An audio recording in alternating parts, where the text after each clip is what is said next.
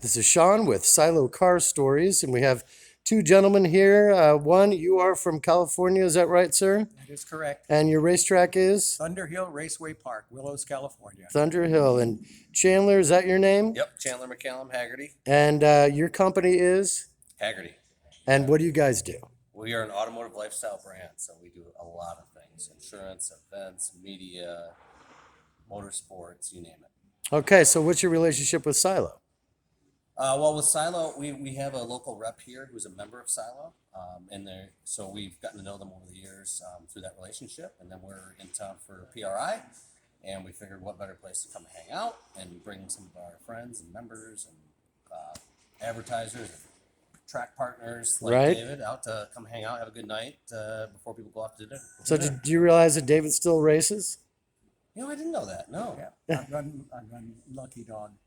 Well, you know, I rode in a F-150 pickup with David on a dirt track at ThunderHill and almost died. So I know he drives. Like a but racer.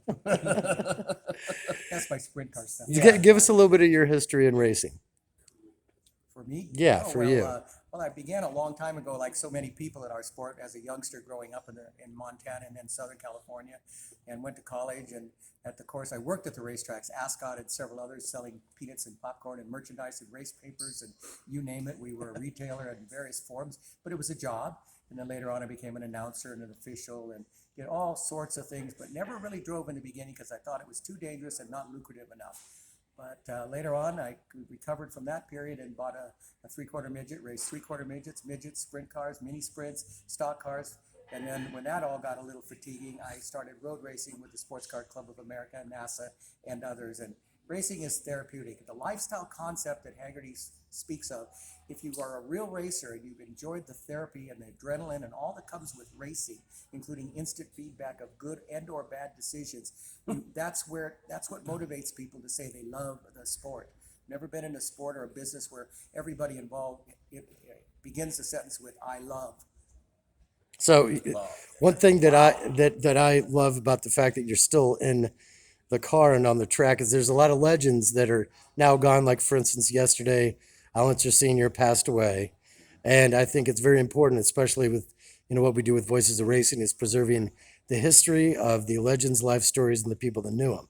You've been able to deal with, I'm sure, a ton of legends over the years, and also maybe some up and comers. Who are some of the people that you've been able to deal with, and maybe some mentors in the business just in general? Well, I mean, a lot. Mentors in the business within our own company, McCallum Hagerty, who, son of the founder of the company and running the company today, has been a real inspiration for me. Other person, I come from a background not of racing, but I worked for Penske for many years. And so I didn't work directly for Roger, but I worked underneath Roger's organization and got to see, dedication to excellence, effort equals results, the things he talked about at PRI a couple of days ago through there. And, I kind of call that my master's degree after college. I was working for Penske for 7 years. You learn a lot about business life. And then now here I am in motorsports, didn't plan to go that route, but it ties back to Roger and the way he does things. So Do you think that there's a lot of legends that their stories aren't told because they just kind of fade away? Yeah, I think so. I mean, it's tough because there's a million stories, and you need a business that can afford to write those stories without worrying about appeasing an advertiser and getting millions of eyeballs. Some of this stuff is narrow, right? But there's an audience for it, but it's narrow, right? And you think of the media in the automotive world as a challenging landscape over the years from print. But Hagerty now, we're starting to, tell some of those stories, spend more time on them. We have a media team that's, they're all car people. They're like fanatical car people and motorsports people. And we're starting to kind of double down in this and write what we want to write, not what is just going to please an advertiser, right? And so I think we will more and more get into those stories and tell that history. So, David, what's one of your favorite moments? What's one of your favorite memories on a track when you're out there racing? Making an extremely great pass and winning a race that we maybe were the underdog in. That happened on more than one occasion. And winning my first sprint car win was important, but I must confess the guy at lead pulled out on the last lap because he had an illegal motor and he didn't want to get caught. But I can remember winning sprint car races and just feeling great, absolutely great. But also the interaction when I got to road racing, the Miata group was a clan. We had so much fun as a group going here and there and racing together. We played hardball at that time in the Miata class.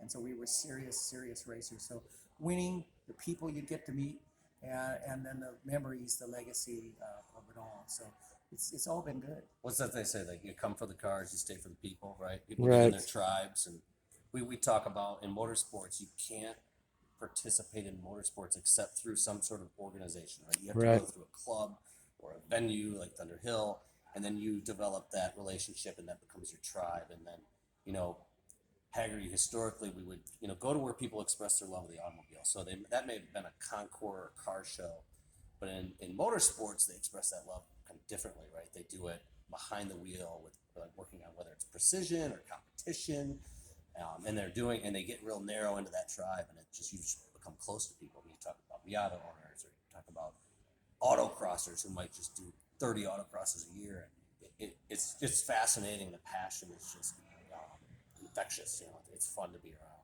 And then what do you think about the cars that are around you right now in this gosh, facility? The first thing I did when I walk in is like, which one do you want? Like, you can't make a decision, but they're amazing. I don't think you could just pick one. I don't think you could just pick one and take it away. I think we should try a few out. You know, the owners might not be happy with it. Oh, Mike might let you drive a couple, But these facilities, you know, they're amazing, right? It's a safe place to keep your car. It's a fun place to hang out with friends. You've got the amenities, all the things you could need here. I mean, it's a man cave on steroids. Have you jumped on one of the simulators for Racecraft 1? Not yet.